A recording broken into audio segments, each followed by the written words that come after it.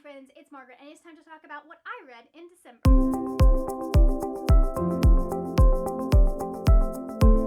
So yeah, I have 11 books to talk about in this wrap-up, so we're not going to spend a lot of time talking about them, especially since some of them I think almost all of these, yeah, every single one of these was on my TBR for December. I don't know that I went into too much detail on that either because there were 25 books on that TBR.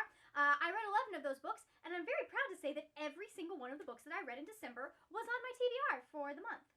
That's never happened before. We're just going to jump in with the first book that I finished in December, and that was Bloodwitch by Susan Dennard. I gave this 5 stars. Oh my gosh, this series.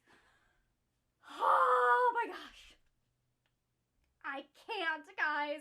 Like, is the next book out yet? Oh, it's 2020, and we're going to have to wait until at least, I have at least 364 more days before the next book comes out. I'm fine. This is the 3rd book in the Witchlands series, and it takes place in this world where there are these wells, and they each have a different type of elemental magic, and so different witches have arisen in this land. Like, you have all kinds of powers. You have, like, your typical, like, witches that can do the elements. So you have fire witches and air wind witches and water witches, or tide witches, I guess is what they call them in this world. Anyways, all that. And then you also have, like, stuff like the Bloodwitch, which is not a very common witch, apparently, but that's Eowyn. This is Eowyn's book. I love Eowyn. I love Safi. I love Merrick. I love Isolde. All of these characters have gripped my heart. Esme can choke and go jump off a cliff. Preferably choke on her own blood as she's falling off the cliff. Also, I have never wanted to murder a character more than I want to murder Seraphin in my life. Never wanted. Like literally, if you gave me this person in front of me and a knife, I do it, guys. He is awful. He is the worst. He is so manipulative, and I hate him. Anyways, this was a solid 4-star book until we got to chapter 59, I think it is. Hold on, I gotta check this out. Yep. Yeah. There's a trope that I love more than any other trope. And it is in this, well, maybe not a trope, but like yes, it's a trope. And it's in this book, and it made me so happy, and I love it so much. And if you haven't read this series, you need to, please just do it, so that I can talk with more people about it and cry over the fact that we don't have the next book, because the ending of this book, I'm actually 5 years old on the inside. Anyways, like I said, gave it 5 stars. I loved it, and now we're moving on. The next book I finished was Jane Eyre by Charlotte Bronte. So if you don't know what this is about Jane Eyre, who goes out to be a governess in this really creepy gothic mansion with sounds at night that sound like people laughing, and she starts falling in love with the dude that owns the house, and yeah, lots of weird stuff going on. I did not like this as much the second time I read it as I did the first time. It was very much more apparent to me that Rochester is just a dick. He's better in the movies, guys. He just is. However, if you're looking for like awesome social commentary of the Victorian era, and if you're looking for like a female character, this is really much more about Jane finding her own way and being an independent woman than it is about the romance, even though the romance is what people use to sell it. Like, whatever. So this got 3 stars from me. I didn't enjoy it as much, but I did really appreciate a lot of it this time around. Okay, we're gonna backtrack real quick because I was doing the 2019 Reading Wrap Challenge, my own challenge that I came up with, so I blacked out every single one of the prompts except for one because I didn't get to Layer of Dreams. That's my own fault. It's fine. Like, it's fine. Okay, anyways, so Bloodwitch fulfilled the prompt for a red book. Or a red cover, I guess. And then Jane Eyre fulfilled the prompt for a used book, because this is used, because it's my copy, and I've read it before. And also the prompt for an Oops DNF, because I started this in November, and then I forgot about it. So technically I DNF'd it. I just didn't finish it, so I did at the end of the year. So the next book I finished was Supernova by Marissa Meyer. This counted for the prompts, book that has a high rating on Goodreads, and a book you thought you would give 5 stars, because I thought I'd give this 5 stars. Did I? No, I gave it 4 stars because the epilogue. Anyways, so this was a really great conclusion to the Renegade series. If you don't know what Renegades is about, it's about these 2 competing it's basically about Adrian and Nova, and they are on 2 sides of this conflict. Adrian is the son of the most prominent renegades, so they're the superheroes, the good guys, and Nova is the niece of the most well-known anarchist who has been taken down by the renegades. He has been killed by them, and so she is trying to find revenge for her uncle through infiltrating the renegades and becoming one of them, and it introduces a lot of really fun conflict for Nova. There are a lot of things that are questioned. There are a lot of things that are talked about between, like, how do you govern ethically? How do you make sure that the greatest number of people are taken care of while also not, like, taking away their rights? I really thought that this was a good conclusion to the series. She did such a good job wrapping the plot lines and the questions up that she had asked. However, the epilogue makes it feel like there's going to be more to this series, because the epilogue introduces new questions. Like, it makes it feel like there should be another book, and there is no other book coming. And so that was very frustrating and annoying to me as a person and as a reader and as someone who wanted more from Adrian and Nova in this book. Like, there was a lot of them in this book, but I wanted more from them. Yes, so many things in this happened in ways that I was not expecting them to happen. Ooh, the reveal about Adrian and the one character, I just, wow, did not see that coming. I might, I will link the tweet where I actually videotaped my reaction to that reveal. It's on page 300 because my friend asked me to, so I'll link the tweet where that reaction is, so you can find it and look at it and watch me lose my crap, because I did. The next book that I read was There by Tommy Orange. This was one of the books that I was supposed to read for Indigathon and then just didn't end up participating all that much. I read one book, and then November and NaNoWriMo happened. This book covered the prompts to read a book that was not a book, so like a graphic novel or an audiobook or an ebook, anything that's not like a physical, actual novel. I have the actual physical novel because I like having things to hold, and I check them out so I can keep track when I'm reading Scribd, because sometimes Scribd doesn't give you accurate page counts. Anyways, it is also the one that counts for reading a book that was 300 pages or less, and it counted for the prompt to read a new to me author. I ended up giving this 3 stars. I felt, this was done so well. It had so many interesting and competing storylines. It's basically following various people as they are getting ready for this powwow. You're seeing things from their past, you're seeing stuff from the present that is happening, you're seeing how all of the things that have brought them to this moment at this powwow where this stuff happens. However, there was just a lot that was not resolved at the end. And like, some of it I was okay with not being resolved, but there were a couple of things that I was just like, we needed some resolution for that. Like, there were questions that were thrown into the mix that never got any payoff for. However, it is really, really good writing. Like, Tommy Orange is a master at crafting together stories. The way that all of these plots came together, it's not apparent at the beginning, but oh man, the way he brings them together towards the end was so good. I highly recommend it. I will say there is a lot of dark stuff in here. It deals with Native Americans living on reservations. It deals with kind of the systems that they have been put through. It deals with residential schools. I do believe there are a couple of people who've gone through residential schools here.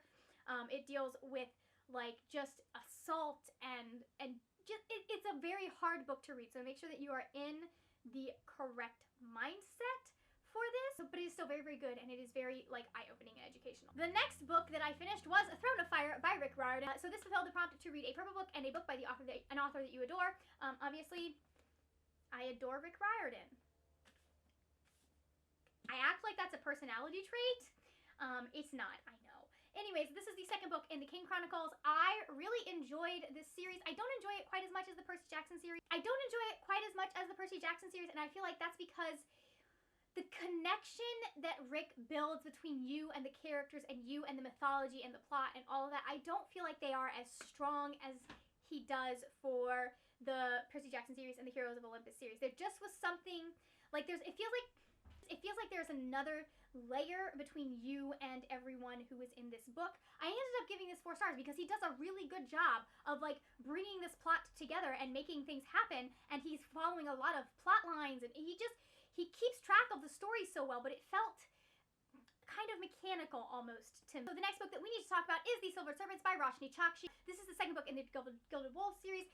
It had got 4 stars. I have a review coming up at some point about it. I'm not going to talk too much about this one because I have a full review for it.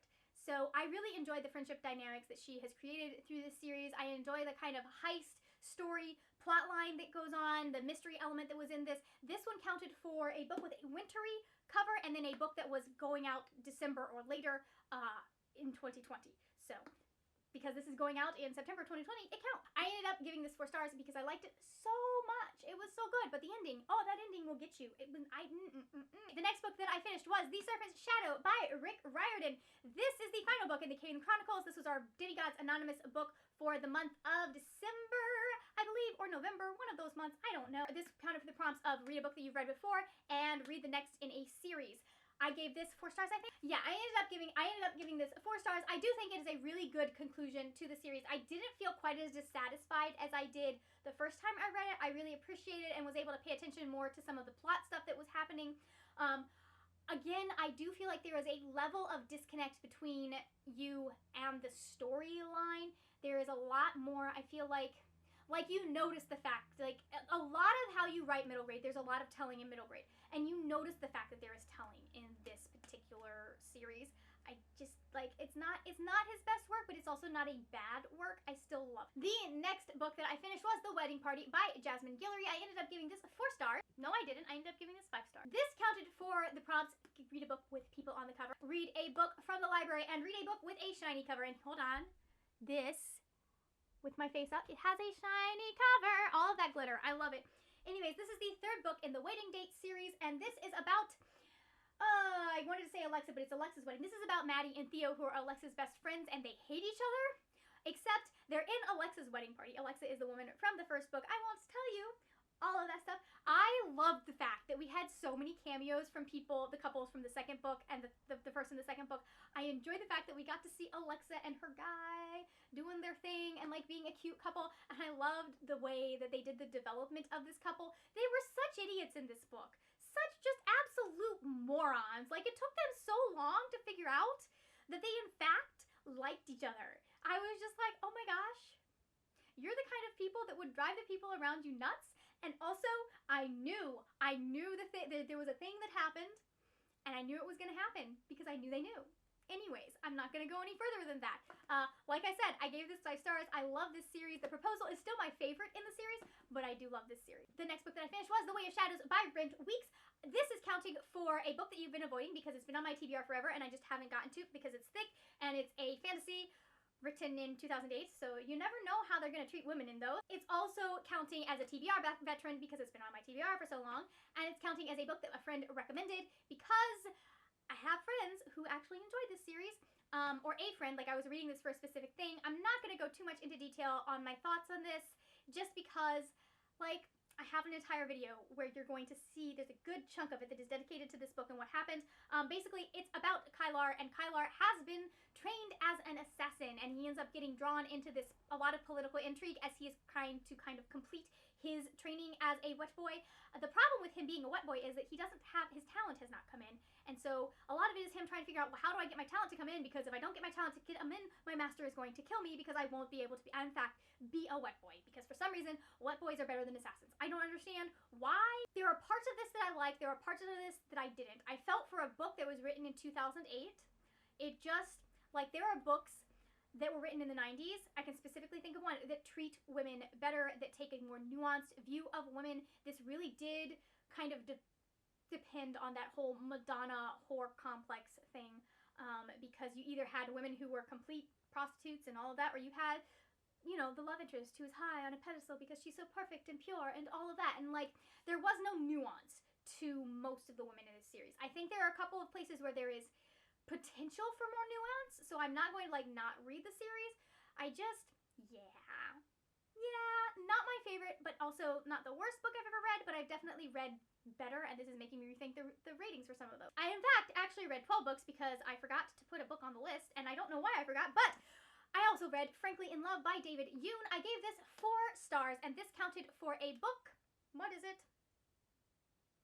This counted for starting a new series because this is the first in the series, and I really hope that the second book follows Frank as well, although I've heard rumors that it is not. This is marketed as a romance. It is not. It is realistic fiction, I think. I don't know. It depends on the second book. It really depends. So much of how I feel about this book is going to depend on the second book because so much was left up in the air. So Frank's parents are from Korea. They immigrated to the United States before he was born. And so he is getting to the point where he's wanting to start dating. And his parents want him to date another American-born Korean girl. However, he actually ends up falling for a white girl. So he and this other girl decide that they're going to do this thing where they are fake dating so they can date the people that they actually want, because both of them have parents. They're like, you should only date Korean people. There's a little bit of maybe catching feelings for each other. There is fantastic best friend stuff. I really did enjoy this book. However, there was a reveal at the end that I was not the biggest fan of, and I wasn't the biggest fan of the fact that it was marketed as a romance, and it really doesn't have a typical romance ending. Now, granted, because of the place where they are in their lives, I understand it's realistic, that's what's going to happen, but I still just was like, but why? But really, the one thing that really does bug me is that someone's sexuality is treated as kind of a plot point, and then the way they go about communicating that to Frank. Now, Frank is really, like, I loved Frank's reaction to it. However, the way that the information is revealed, I just was not comfortable with. And if it had been a guy doing that to a girl, I feel like there would be a big, like, people would have a serious problem with it. And the fact, like, I don't want to spoil anything, but I just feel like if it had been a guy doing it to a girl, it would have been not cool. People would have said it was not cool. And I feel like even though we're still dealing with the fact that, like, it's not that dynamic, I still feel like it's kind of not cool the way that they did that. So anyways, I hope the second book does more with Frank, because I loved Frank and I loved Joy. So now we're going to get to my most anticipated release of 2020, and that is The Stars We Steal by Alexa Dunn. I was lucky enough to get an ARC. I'm so happy. I read this book and it was so good. Like, I enjoyed Brightly Burning. I loved this book. The way she did tension and the romantic stuff and the intrigue that she added to the plot. So basically, this is Persuasion meets The Bachelor in space. She says it's Jane Austen meets The Bachelor, so there are some things, like, that are not quite the Persuasion storyline, but she still does such a great, like, that's the main storyline, and I really enjoyed it. I thought she did a really good job of updating it and having a lot of, like, social commentary. I feel like she did a much better job with social commentary in this book than she did in the last book. I feel like that was kind of thrown in there in the last book, but it wasn't necessarily, like, the main point. This, it's very much kind of the main point. I loved this book. It made me so happy. The way it ended, the things that happened, I just adored it. I ended up giving it 4 stars, a very, very, very high 4 stars. It would be 4.5 if I did half stars, but I don't do half stars because Goodreads doesn't do half stars. So anyways, this ended up counting, this ended up counting for a gift book, and then I went and I took the second chance author thing and decided that since I'm reading an author for a second time, there we go. Like, I enjoyed Brightly Burning, so it really wasn't giving her a second chance. I knew I was going to read this, but I'm like, I'm reading her again for the second time, so it counts. It's my thing. I can say it counts. The final book that I read in 2019 was Spin the Dawn by Elizabeth Lim. So this is about Maya. Her father is summoned to compete in this thing to become the Imperial Tailor. However, he's kind of lost his talent, lost his will to do the intricate gowns that he used to do. And so Maya, who is a very accomplished as a tailor and a seamstress, she ends up going in his place and pretending to be her brother, who is back home with a leg injury. The first half of this book is the trial and her trying to become the Emperor's tailor. And then there's a final task that she's given that gives me, like, humongous, like, Myth of Cupid and Psyche vibes. And I am sure there is an East Asian myth that is actually taken from, because this is a lot of East Asian mythology. It's very much inspired by Elizabeth Lim's family background. I loved this book. It was just like you could feel the magic coming off of the pages as you were reading it. I really liked Maya as a main character. I liked the romance. I know some people are not happy about the romance, but, like, my philosophy in books is that characters cannot be anything besides what the author tells you they are. So unless the author is deliberately, like, contradicting the things that a character says about themselves, unless they are directly doing that, like, if they say this is a person with good intentions or yada yada yada, I was okay with their age gap, I was okay with romance, just because, like, there were elements in there that, like listen, I had more problems with Bella and Edward as a romance than I have with the characters that are in this book. I just do. Like, not that I have a huge problem with Bella and Edward, again, because characters cannot be anything other than what the author says they are. I mean, like, Edward is super creepy in some cases, and this guy was not. He was very respectful of Maya and her boundaries and making sure he wasn't pushing things. To some extent, he was a little bit of a pain in the ass, but that's because that was his job. He was supposed to be keeping an eye on her. Anyways, so I enjoyed this. I thought she did a really good job of crafting these characters, of crafting Maya's family dynamic. It was a sadness that happens at the very beginning of the book, but then, like, it gets sort of better. And I really liked where she leaves off because you're left with this really good question. Like, big things. Big things are going to happen in the next book, so I am excited for that. I gave this 4 stars. So those are all of the books that I read in December. If you enjoyed this video, please give it a thumbs up. And also, if you are new to the channel and you like videos about books and writing, go ahead and hit that subscribe button. That is it for now, my friends. Happy reading, and I will see you later when we will talk about more wordy, nerdy things. Bye!